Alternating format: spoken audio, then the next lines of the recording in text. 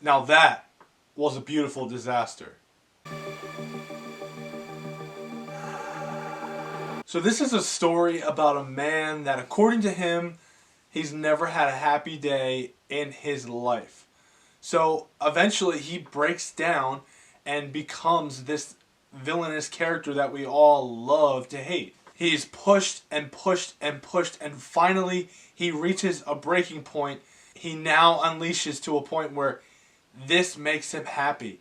Him causing chaos, him being the Joker, makes him actually happy. And that's how psychotic he actually is. Plain and simple, Joaquin Phoenix is phenomenal as the Joker, as Arthur Fleck. He does an outstanding job, and what he puts his own flavor on it, and that's what I love about all the Jokers that have been portrayed before. Is all those actors have put their own spin on it, their own flavor on it, but they've all been completely different as well. This is a Joker you've never seen before. You know, it's like, oh man, how many different renditions can you have? You have like Heath Ledger's Joker, and then you have Jared Leto's. That's completely different. He's, you know, more of a modern take on the character and more psychotic. And then you have this Joker. I give mad props to Todd Phillips for pulling something like this off. Like, you mean to tell me that the guy that directed Old School directed this movie as well? That right there is just mind blowing. Just think about that. Old School and now the Joker. The same guy did that? Yes, the same guy did that.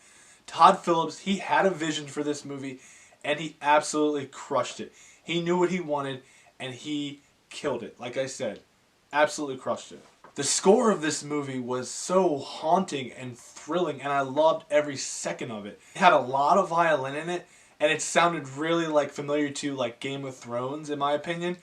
But it worked so well. I was not expecting that to be the score, but it was, and they stuck with that throughout. And even some of the music choices were phenomenal. I mean, it really fit the vibe of the early 80s. They killed it with the early 80s vibe.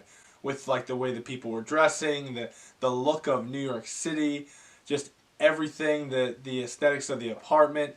They just killed it with the look of the 80s and the feel and the music and all that. This movie felt so far away from a comic book movie. And you wouldn't even realize it was a comic book movie unless you know the story of how Batman becomes Batman, or who Batman is, Bruce Wayne, Thomas Wayne. You understand all that this is the Joker. But other than that, it did not feel like a comic book movie at all, which was, I kind of enjoyed it. It just goes to show you that these movies can be artistic as well. They can be artistic pieces. And this is a prime example. This character, the Joker, this movie is out of this world phenomenal. It's going to have people scratching their heads. Like I said, it's a beautiful disaster. You can't look away. It's everything you want in a movie. This is why we go to the movies, for movies like this. Movies that blow your mind, that you can't look away, because it's just a beautiful unraveling of a character becoming this chaotic sociopath. And it is just unbelievable on all levels. It is definitely a slow burn, but you can't look away. You want to pay attention to every second of this movie. Like I said, it's an enjoyable slow burn. You're going to get a lot of enjoy because you're waiting to see what's going to happen next, what's going to happen next, what's going to happen next. And it slowly unravels for you. And you just can't miss 1 second of it.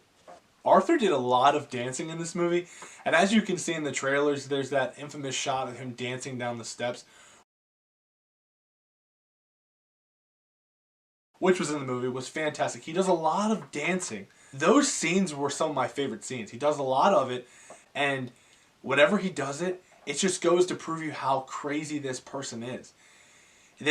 And they're so unexpected when he dances. You're like, what? It's just, why is he doing that right now? But you love every second of it.